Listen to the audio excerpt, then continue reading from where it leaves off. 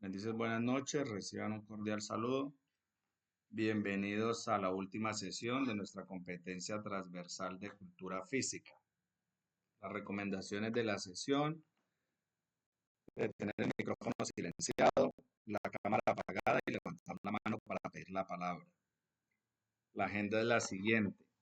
Primero, saludo por parte del instructor. Segundo, generalidades de la competencia. Tercero, explicación de actividades y evidencias a entregar. Cuarto, explicación de los temas de aprendizaje. Quinto, preguntas o comentarios. Y sexto, conclusiones y cierre de la sesión. El resultado de aprendizaje a alcanzar es el 230-1015-07-04 de implementar un plan de ergonomía y pausas activas según las características de la función productiva. Y la evidencia a entregar es un folleto de lecciones más comunes en el trabajo, vida cotidiana y la importancia de las pausas activas. Dentro de nuestro cronograma de actividades, esta evidencia inició el 14 de abril y finaliza este domingo 20 de abril del 2025. Recordarles, muchachos, que a algunos ya les envié el primer llamado de atención y tienen plazo hasta el 20 de abril, que es el día que finaliza la competencia, para que se pongan al día con las 4 evidencias de esta competencia de cultura física. Recuerden que la primera es un foro temático de identificar y establecer las técnicas de coordinación motriz. Debe participar en el foro y hacer un comentario crítico reflexivo a la intervención que haya realizado algún compañero. También está la segunda evidencia, que es una infografía sobre estilos de vida saludable. La evidencia de la semana pasada, que era una ficha antropométrica de valoración de la condición física. Y para esta semana, pues es una evidencia de producto, que es el folleto de las lesiones más comunes en el trabajo, en la vida cotidiana y la importancia de las pausas activas. Entonces recuerden, muchachos, hasta el 20 de abril hay plazo para que nos pongamos al día. El material de formación es actividad física y hábitos de vida saludable. Hemos visto tres temas, psicomotricidad, nutrición e higiene y adecuación física para la vida. Y el tema de hoy es la ergonomía. Pero antes de ir a la explicación del tema de aprendizaje, vamos a ir a la plataforma.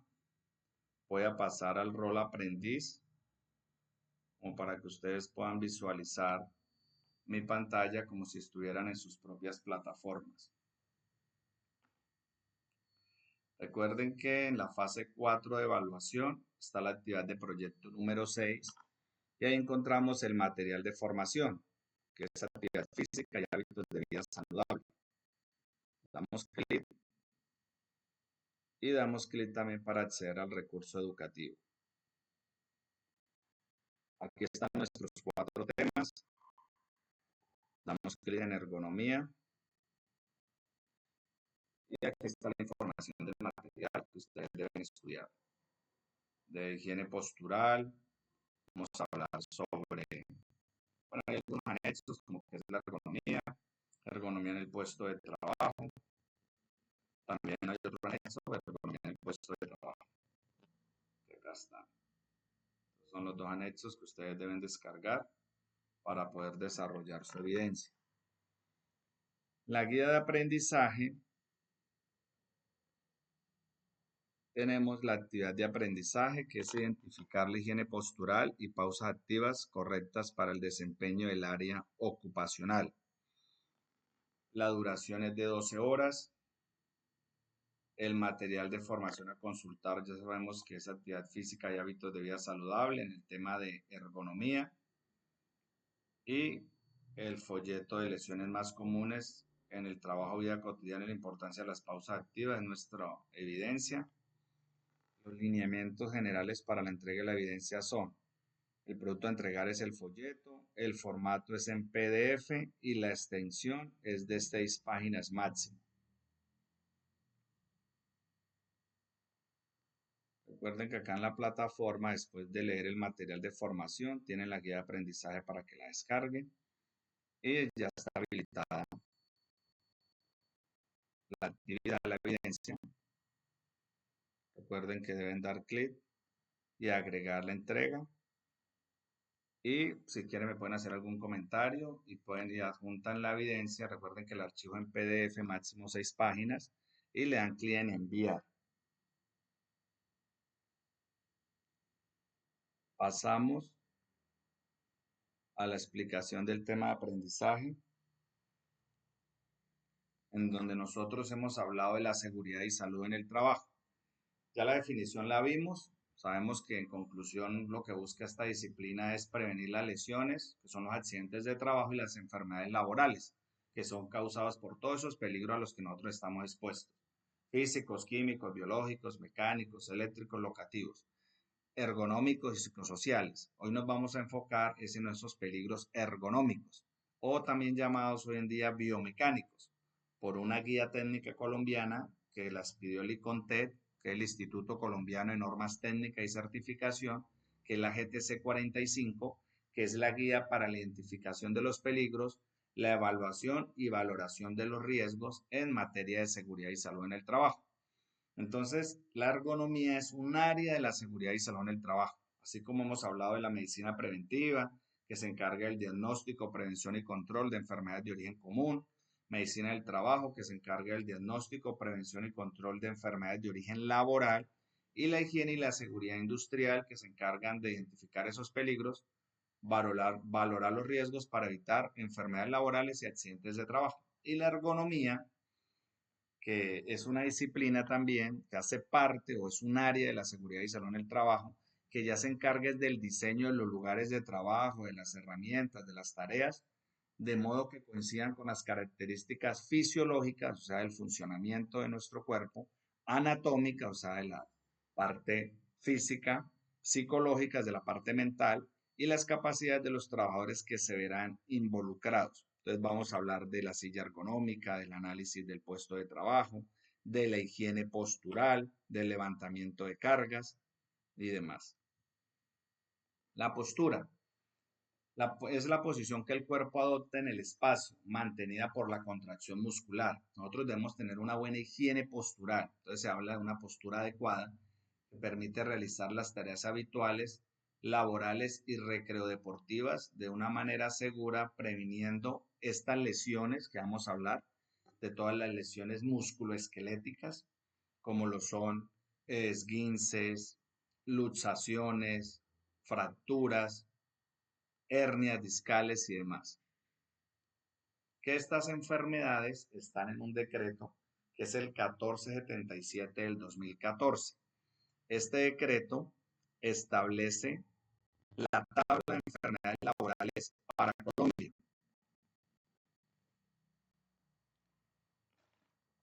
En la página 29 encontramos los agentes ergonómicos. También en muchas literaturas vamos a hablar de factores biomecánicos.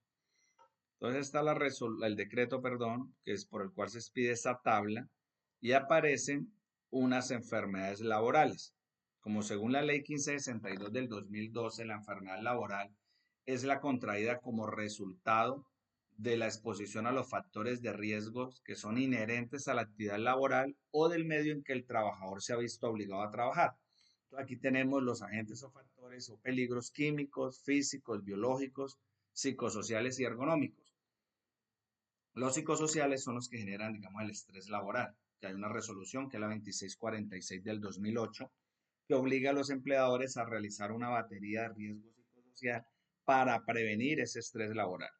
Y en la parte ergonómica, pues son todos esos peligros que nos pueden generar alguna lesión musculoesquelética. Y en la página 29, vamos a ir a la página 29, están ese tipo de enfermedades. Entonces, por agentes ergonómicos aparecen los factores de riesgo ocupacionales, las ocupaciones en diferentes industrias y qué tipo de enfermedades se pueden producir. Aquí las tenemos. Esto también les va a servir para desarrollar su evidencia o ese folleto de las lesiones más comunes. Aquí aparecen muchas lesiones que se dan por movimientos repetitivos, artrosis, dolor articular, síndrome cervicobraquial, dorsalgia, cervicalgia, ciática, lumbagos, sinovitis, tenosinovitis, bursitis. Todas las citis son inflamaciones. En este caso es de la bursa, de la articulación de la muñeca, de la mano. Hay bursitis del codo, del hombro. Entonces, aquí hay cualquier cantidad de enfermedades, lesiones de hombro, tendinitis, son inflamaciones de los tendones. Entonces aquí les queda como referencia también buscar ustedes por en Google el decreto 1477 del 2014. Continuamos. Entonces, ¿por qué puedo doler la espalda? Entonces, primero, por una postura inadecuada, ya sea en una posición sedante, o sea, que la persona tenga que trabajar sentado 8 horas diarias, 40 horas semanales, o al acostarse, cuando usted no se acuesta adecuadamente, cuando no tiene una almohada ergonómica, cuando usted levanta cargas, o sea, levantar cargas, al dejar cargas, al hacer desplazamientos con carga o sin carga. Aquí, por ejemplo, hay una resolución que establece el Estatuto de Higiene y Seguridad Industrial, en donde nos dice que una persona puede levantar, un hombre puede levantar hasta 25 kilogramos de peso y las mujeres máximo 12, la mitad, 12.5 kilogramos. Pero ya un trabajador entrenado puede llegar a levantar hasta 40 kilogramos de peso. Vamos a mirar ahora un ejemplo de cómo se debe levantar una carga para evitar este tipo de lesiones. La obesidad también es una enfermedad que puede generar dolor de espalda al levantar objetos que exceden el límite permisible de peso, lo que les decía ahora. Una persona normal, un trabajador, un hombre puede levantar máximo 25 kilogramos, si ya está entrenado, máximo 40. Y también transportar objetos de forma inadecuada. Y obviamente realizar esos sobreesfuerzos cuando levantamos esas cargas, donde se puede llegar a generar hasta una hernia discal, que normalmente es en la parte lumbar, aquí donde se está tocando este trabajador, esta persona aquí en la imagen, donde más se pueden llegar a presentar ese tipo de hernias, que está, digamos, en las vértebras y que esa enfermedad o esa lesión es degenerativa. ¿Por qué poner la espalda? Entonces miremos cómo se debe levantar una carga. Entonces primero debemos mantener la muñeca rígida. Mantener siempre la espalda recta y relajada. Mantener el codo pegado al cuerpo y mantener aproximadamente 90 grados entre brazo y antebrazo. Entonces siempre se debe hacer de esa manera. Siempre la fuerza la debemos hacer es con las piernas y no con la espalda. Cuando estamos trabajando, aquí en la imagen miramos que esta silla no es ergonómica porque no se puede ajustar al hombre, porque la premisa de la ergonomía es adaptar la máquina al hombre. Entonces aquí nos damos cuenta que esta silla es una silla estándar. Entonces puede ser que una persona promedio pues pueda quedar bien ubicada en la silla, pero si la persona es muy alta o muy bajita, pues no va a ser su silla ergonómica porque ella se debe adaptar a las condiciones fisiológicas y antropométricas de la persona. Por eso se debe hacer, tomar unas medidas del cuerpo del trabajador y hacer un análisis del puesto de trabajo. Pero en este caso es solamente de postura. Tenemos las dos imágenes, es la misma silla, pero esta persona sí tiene la espalda recta, adopta una buena postura para evitar temas de lesiones y demás. Se han descubierto diferentes cervicalgias, lumbalgias, que son dolores, digamos, acá a nivel cervical o acá a nivel lumbar, por las malas posturas.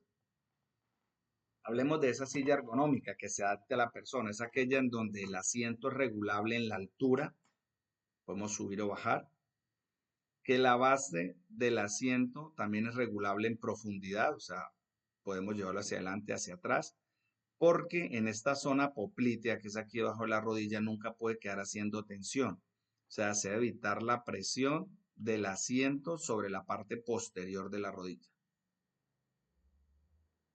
También el respaldo debe ser regulable en inclinación.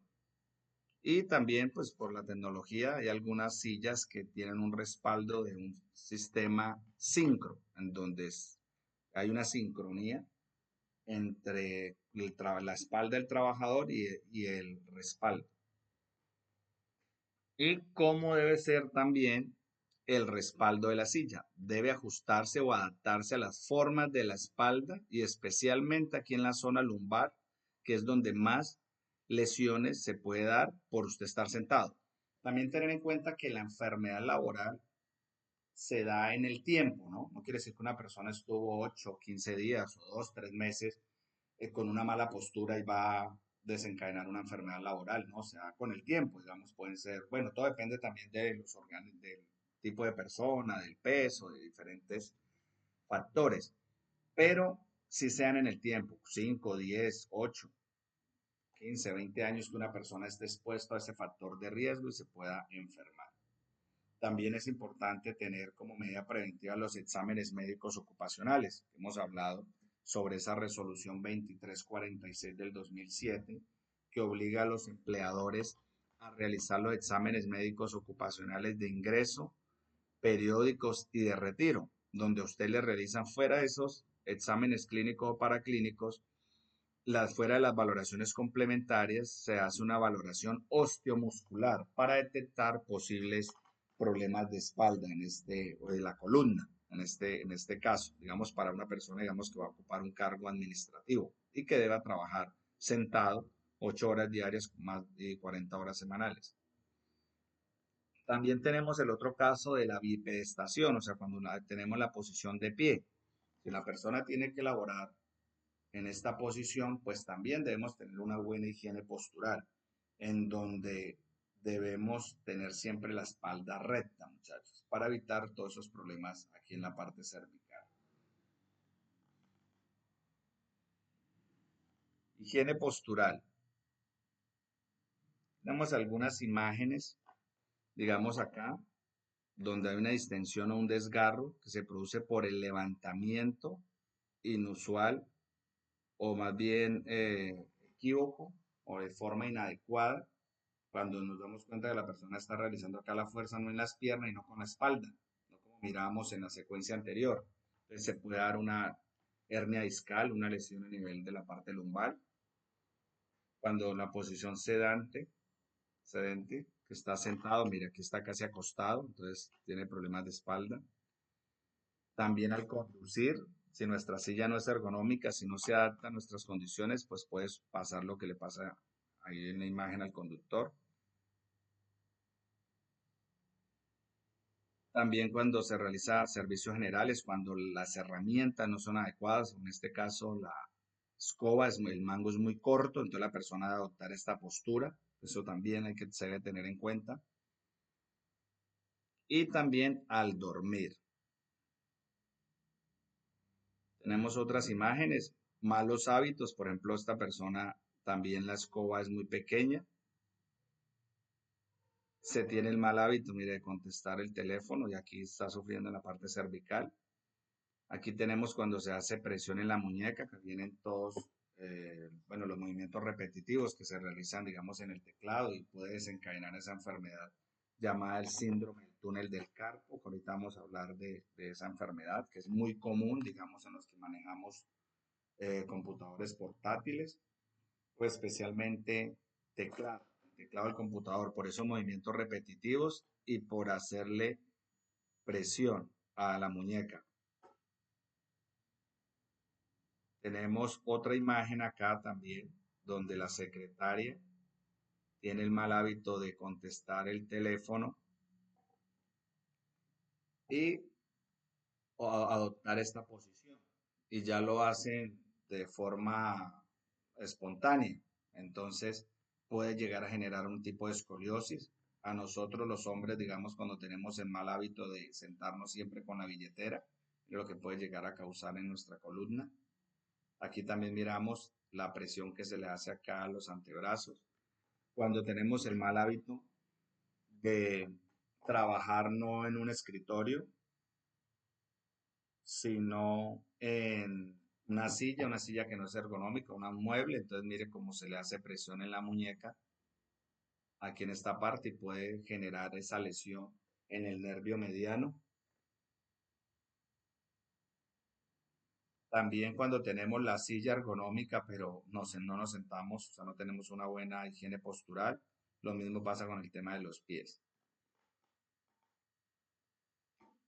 Factores que desencadenan una lesión osteomuscular o por trauma acumulativo. Entonces, primero es la fuerza, más la repetición, más una mala postura y más no tener un buen descanso puede llegar a generar estos trastornos por traumas acumulados o trastornos por traumas acumulativos o musculoesqueléticos. También lo encontramos en algunas literaturas. ¿Cuáles son las lesiones más frecuentes? Los espasmos, desgarros, esguinces que escuchamos nosotros por ahí que hablamos que una persona se dobló el tobillo. Vamos, uno de los más comunes es el esguince de tobillo. Entonces, hablamos de un esguince que puede ser grado 1, grado 2 o grado 3, que no es recomendable cuando tenemos un esguince de ir a que nos llegue a un sobandero, no se recomienda. Diferente ya en una luxación donde se separa la articulación, que obviamente esa lesión es más dolorosa. Sí, hay personas que tienen esa experiencia, pueden encajarle usted la luxación, pero en un esguince no se va a sobar porque usted tiene inflamación. Entonces lo que requiere usted es, obviamente, suministro de medicamentos para desinflamar, para el dolor y terapia y rehabilitación. Las tendinitis, les decía, todas las palabras terminadas en itis son inflamación, en este caso son inflamaciones de los tendones.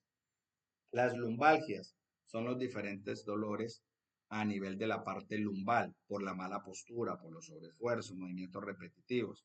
Y la hernia discal, que es la más dolorosa y que es algo degenerativo, porque usted, bueno, hay un diagnóstico, hay una cirugía, un tratamiento, una rehabilitación, pero sí se vienen muchos problemas, digamos, una vez usted haya tenido este tipo de lesiones, porque es degenerativo, o sea, nunca tiende a mejorar, sino siempre a empeorar.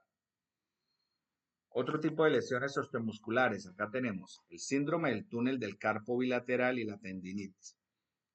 Entonces, el síndrome del túnel del carpo, se hace una presión sobre los nervios que transmiten a la muñeca y hablamos del nervio mediano. Ahorita vamos a mirar una imagen para mirar bien cuál es el nervio que se atrofia y que es el que causa hormigueo, dolor, entumecimiento, especialmente el dedo gordo. Ese hormigueo es más frecuente o es más o lo sentimos más, por llamarlo así, en las noches. Hay personas que no pueden dormir por ese hormigueo, por ese dolor. Se pierde fuerza en las manos, está perdiendo la fuerza en sus manos, fuera del dolor, de ese hormigueo. Hay unas causas típicas que es el trabajo repetitivo con la muñeca encorvada y la utilización de instrumentos vibratorios. Las tendinitis son inflamación de la zona en que se une el músculo y el tendón, ahí en la articulación especialmente. Síntomas: dolor, inflamación y enrojecimiento de la mano, la muñeca y el antebrazo, y dificultad para utilizar la mano. ¿Y cuáles son las causas típicas? Movimientos repetitivos. Por ejemplo, tenemos la epicondilitis, que es una inflamación ya en el codo, que se da por los movimientos repetitivos y por las malas posturas. El síndrome del túnel del carpo. Entonces aquí tenemos la muñeca y tenemos el ligamento transverso del carpo, ligamento en los que abrazan los músculos aquí en la articulación, y los huesos del carpo y este nervio mediano y los tendones flexores. Este nervio mediano es el que se inflama por esos movimientos repetitivos y por esa presión que se le da a la muñeca, especialmente por no realizar las pausas activas.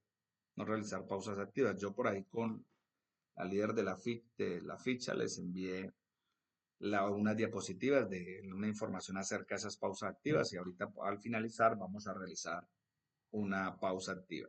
Como mínimo, si usted trabaja 8 horas diarias, cada hora debe realizar esas pausas activas, esos estiramientos para evitar ese tipo de enfermedades, especialmente este síndrome, que es una dolencia provocada por la inflamación y la presión en el interior del túnel formado por el carpo y el ligamento carpiano transverso en la muñeca. ¿Cuál es la posición que debemos adoptar? Por ejemplo, aquí miramos el mouse ergonómico. Todos conocemos un mouse, pero el convencional o nos lleva a que se haga presión en la muñeca. Entonces, por eso viene este mouse ergonómico para que la posición sea neutra, que haya una articulación alineada de la mano. Diferente con la postura forzada, que hay una extensión de la muñeca. Y si usted hace presión acá, pues le hace presión al nervio mediano y es el que causa la enfermedad. Síntomas: hormigueo que va siendo insoportable, llegando incluso al dolor, entumecimiento de la mano en la mano afectada y con lo que les decía, dificultad para agarrar objetos. O sea, es impresionante cómo se pierde la fuerza en las manos. Las personas se le caen las cosas, los objetos de las manos. ¿Por qué? Porque se va perdiendo esa fuerza muscular.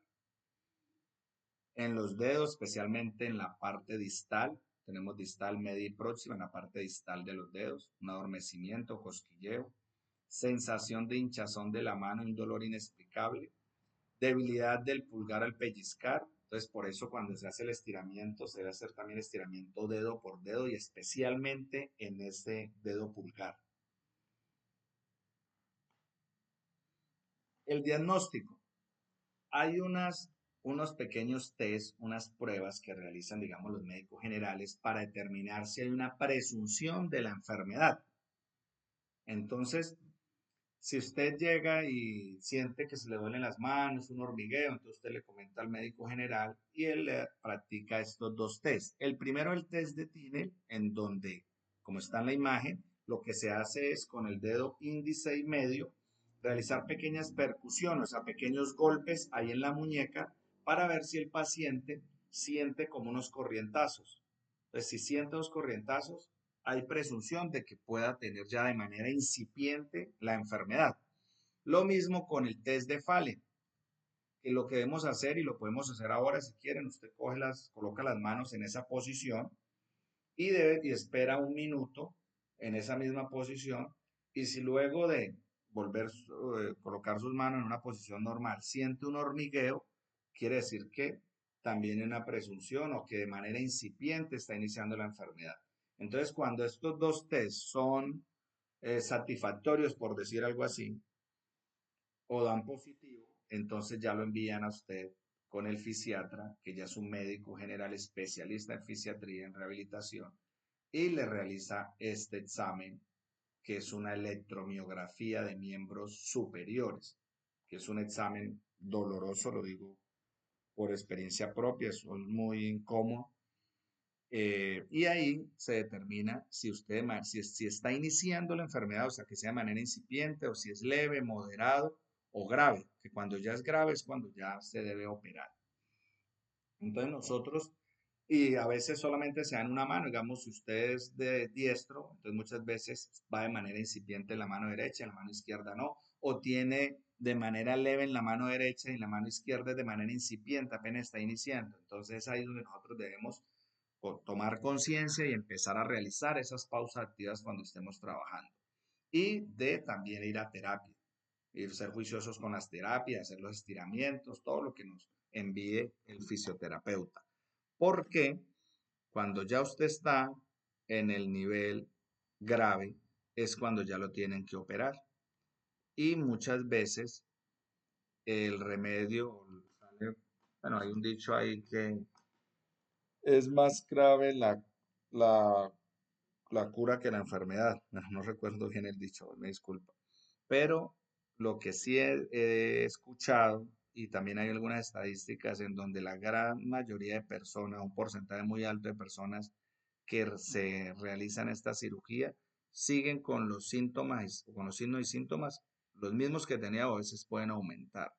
Entonces, la recomendación o la invitación es hacer las pausas activas, a realizar las terapias, si usted considera que se le están durmiendo las manos, que ha perdido fuerza al agarrar los objetos, que siente dolor o hormigueo en la punta de los dedos, que en las partes distales de los dedos. Entonces, bueno, acudir al médico general para que después lo envíe al ortopedista y lo envíe al médico fisiatra para que le realicen el examen y pueda usted de una manera preventiva evitar esta enfermedad y evitar esta cirugía, que en los casos más graves se deben someter a cirugía, y si hay inflamación, la aplicación de compresas tibias puede ayudar a reducir la inflamación. Posiciones que causan este síndrome, que es muy común. La primera, aquí tenemos un teclado, mire cómo nosotros debemos ubicar las manos siempre en esta posición neutra, no de esta manera o de esta manera. Entonces siempre acomodar las manos en la posición neutra. ¿Alguien tiene abierto un micrófono?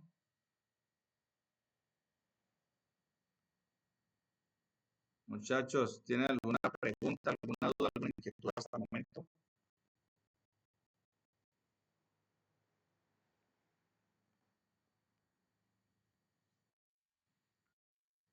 Laura e Isabel. Primero Laura, cuente.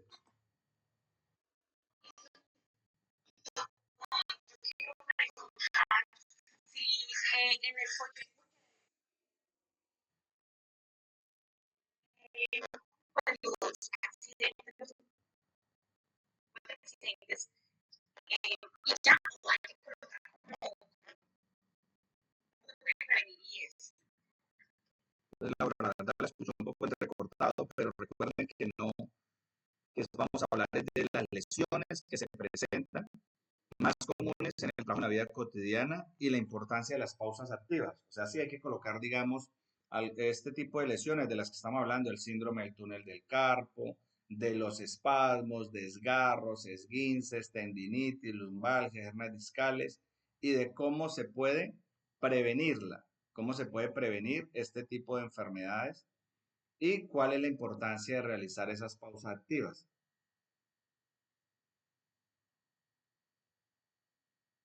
¿Listo, Laura?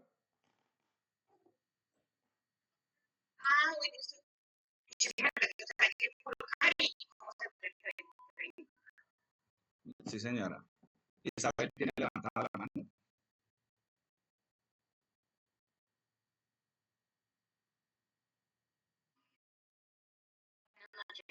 Buenas noches.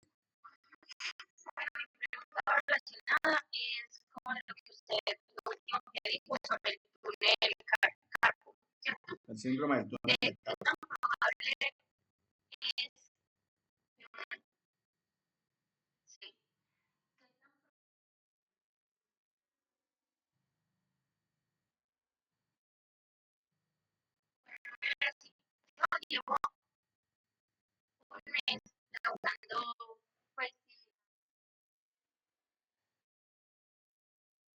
Sí.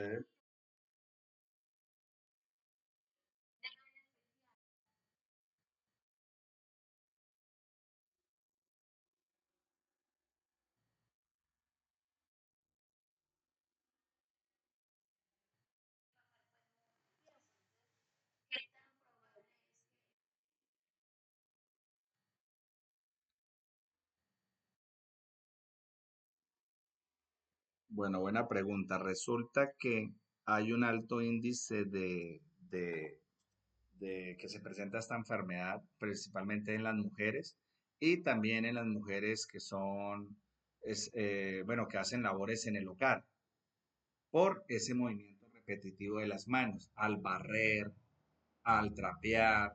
Entonces, muchas veces, digamos, cuando ingresan se enfrentan al mundo laboral, es importante el examen médico ocupacional de ingreso, vuelvo y reitero, donde el médico ocupacional le realiza todas esas pruebas, digamos, el test de TINEN, el test de FANEL, para identificar eso.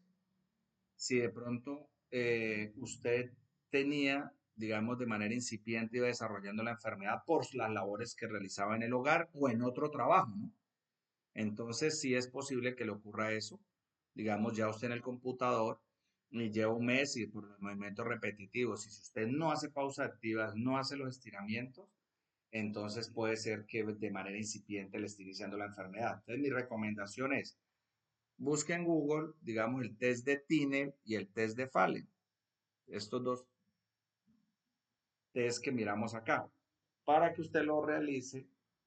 Y si usted siente, digamos, en las pequeñas percusiones, que son golpecitos que usted se da con los dedos ahí, en toda la muñeca, y se siente pequeños correntazos, o en el test de Fallen, que coloque un minuto las manos en esa posición y luego las lleva a una posición normal y siente que se le duerme, puede ser que esté iniciando la enfermedad. Entonces solicita usted su cita por medicina general, el médico general le hace las pruebas y le envía al ortopedista, que es el especialista que le va a enviar si considera él que debe realizarse la electromiografía, pues le envía a hacer la electromiografía y ya ahí tenemos el diagnóstico más certero, por llamarlo así, y se determina, digamos, cuáles son, bueno, ahí lo primero que van a enviar es suministro de medicamentos y obviamente terapias y recomendaciones, las pausas activas para evitar esta enfermedad. Entonces, para concluir, si es posible, digamos, que usted en un mes pueda empezar a sentir estos signos, debido a las actividades, digamos, que usted realizaba anteriormente, a esos movimientos repetitivos.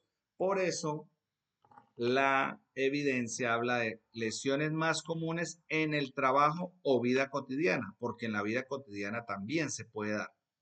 ¿Listo?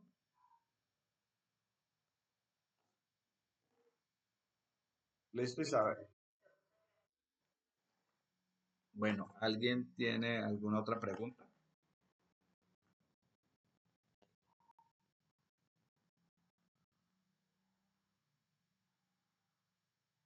Bueno, entonces continuamos. Sin embargo, al final, pues también tenemos un espacio para dudas o inquietudes o comentarios.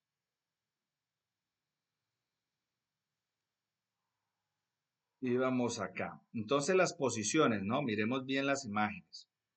Pues tengamos en cuenta cómo debemos ubicar las manos, cómo debemos tener adoptar la posición cuando manejamos el mouse. En este caso, miren, no es un mouse ergonómico, pero también pues, tenemos que utilizar o adoptar una buena posición, que la posición sea neutra. No de esta manera donde le hagamos presión a la muñeca, ese túnel del carpo que está acá. Y lo mismo acá también cuando manejamos el mouse. Pero lo ideal y la recomendación es que el mouse sea ergonómico. Ya hablamos del síndrome del túnel del carpo o síndrome del túnel carpiano, que es el mismo.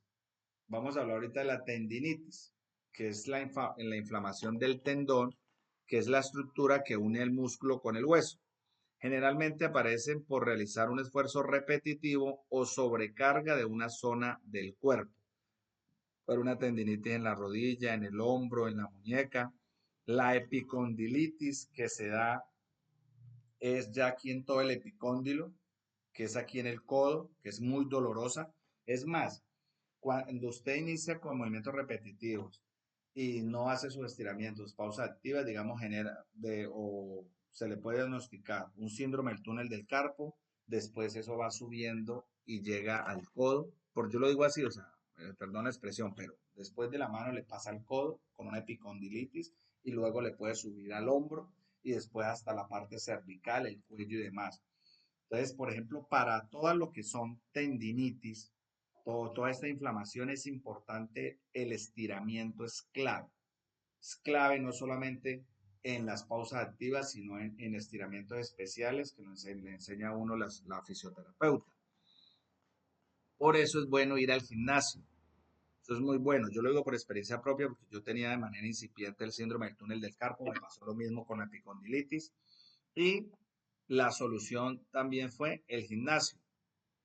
¿Alguien levantó la mano? No, no, ya nos va a acabar. El gimnasio es bueno, ¿por qué? Porque usted obviamente fortalece la parte muscular y también hace estiramiento, entonces es muy bueno.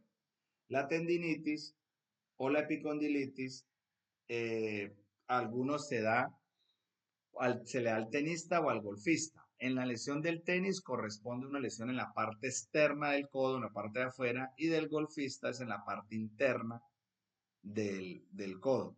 ¿Qué causa? Dolor, inflamación, debilidad muscular y pérdida de la funcionalidad. Entonces, ahorita sí vamos a mirar qué son las pausas activas. Recuerden que el folleto de las lesiones que ustedes van a entregar como evidencia se divide en dos partes. Primero, cuáles son esas lesiones y cómo prevenir ese tipo de lesiones más comunes, tanto en la parte del trabajo, en la parte cotidiana, y cuál es la importancia de estas pausas activas. Entonces, ¿qué son? Son aquellas actividades que rompen durante diferentes momentos la monotonía del trabajo y pretende descansar en un periodo de tiempo muy corto aquellos músculos o zonas que tienden principalmente a tensionarse. Permítanme acá. Tiende principalmente a tensionarse debido a la actividad realizada. Las pausas activas que vamos a realizar acá son como a nivel general, digamos, para la parte administrativa. Pero si yo ya sé que tengo un diagnóstico de síndrome del túnel del carpo, pues yo ya sé que mi pausa activa es general, pero luego voy a enfocar una principalmente al estiramiento de mis manos o de mis miembros superiores. Entonces yo estiro, digamos, toda la palma de la mano, el estiramiento puede ser de 8, 10, máximo 15 segundos y luego estirar dedo por dedo. Se debe hacer el estiramiento. Especialmente les decía en el dedo pulgar. Entonces aquí vamos a mirar cómo se realiza una pausa activa a nivel general, ¿no? Primero, entonces usted está trabajando, inició a trabajar a las 8 de la mañana, entonces a las 9 de la mañana voy a hacer mi primer pausa activa. Es más, algunas empresas instalan un software en donde aparece, bueno, software que facilitan las diferentes ARL, que son las administradoras de riesgos laborales, como Positiva, que es del Estado, que es la que tiene más afiliados a nivel nacional, o AXA Colpatria, Sura y demás. Entonces, instalan ese software en el computador porque hay personas que no, es que yo tengo trabajo, tengo mucho trabajo hoy, se acuerda, bueno, ya puse la alarma de pronto a las 9, ya no, yo sigo trabajando ahí, me va a demorar unos 2, 3 minuticos y no, yo estoy ocupado. Pero resulta que al instalar el software, el computador se bloquea.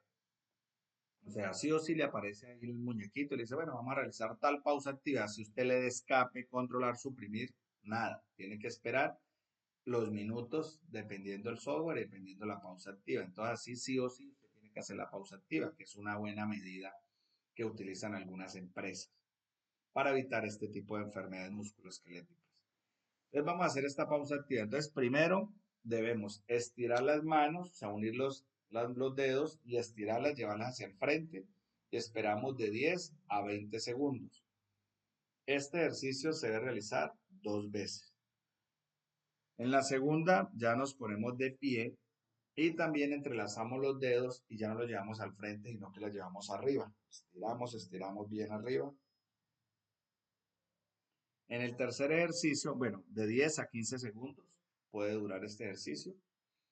El tercero, entonces vamos a tomar la mano derecha, digamos, la llevamos en medio de los omoplatos y con la otra mano hacemos presión al codo, como cuando estamos haciendo estiramientos de tríceps.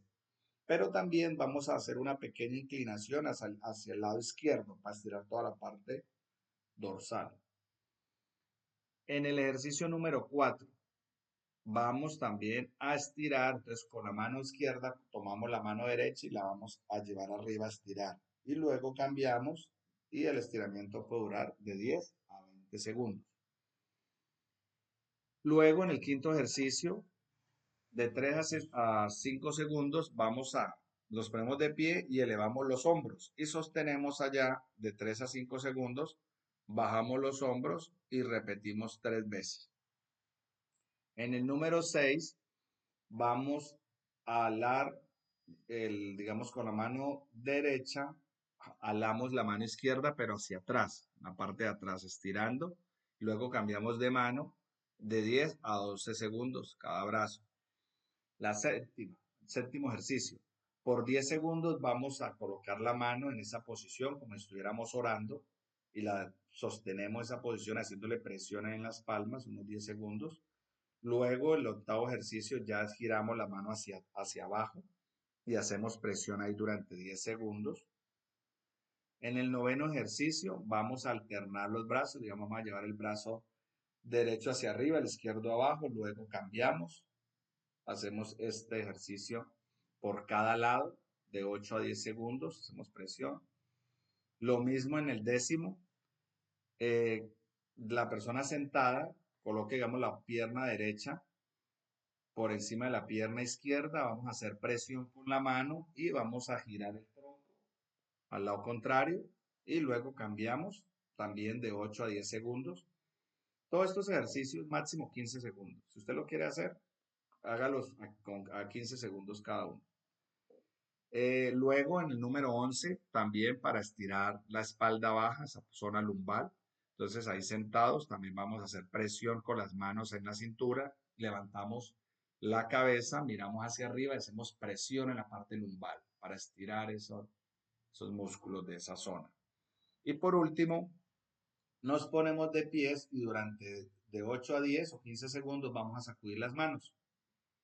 Estos ejercicios son muy buenos como pausa activa a nivel general. Nosotros debemos buscar o crear este hábito de realizar estas pausas activas, muchachos.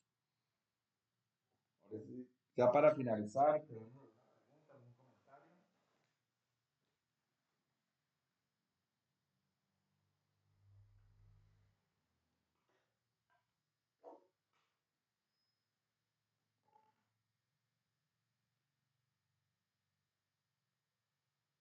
Muchachos, ¿no tenemos preguntas?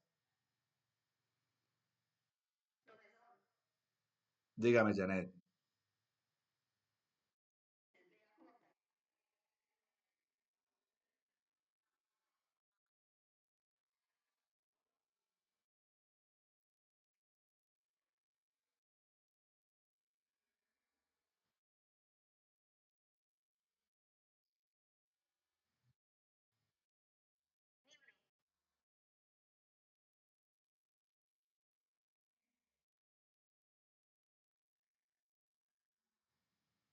Sí, la verdad la definición de, bueno, accidente de trabajo es todo suceso repentino que sobrevenga por causa o con ocasión del trabajo y que produzca en el trabajador o una lesión orgánica, que es el caso que le pasó a usted, que se quemó, o una perturbación funcional o psiquiátrica, la invalidez o la muerte.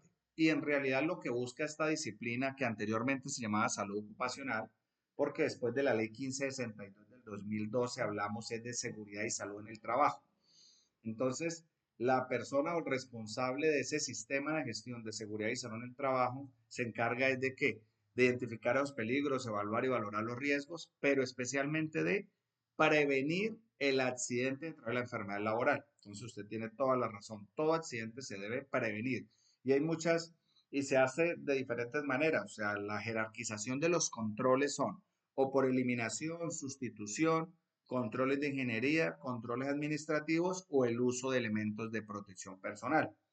Entonces, eso es lo que se busca con esta disciplina, prevenir esas enfermedades, prevenir esos accidentes de trabajo. Muchas gracias por la intervención, Janet.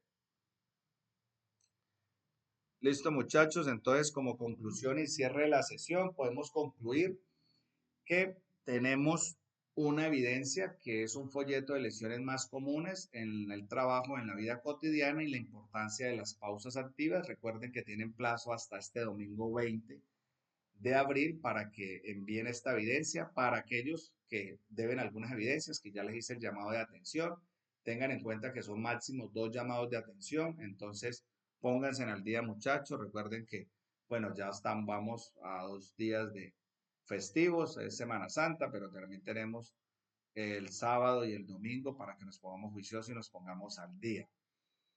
Muchachos, también, bueno, tener en cuenta que si tienen alguna duda, alguna inquietud, nos podemos reunir mañana de 8 a 9 de la mañana a través de la herramienta de Google Meet, ahí está el enlace. Si tienen alguna duda, alguna inquietud, me pueden escribir al celular, llamar al celular o escribirme al mismo número, que es mi número de WhatsApp, que es el 310-805-2655, o escribirme al correo electrónico instructorcristianolaya@gmail.com.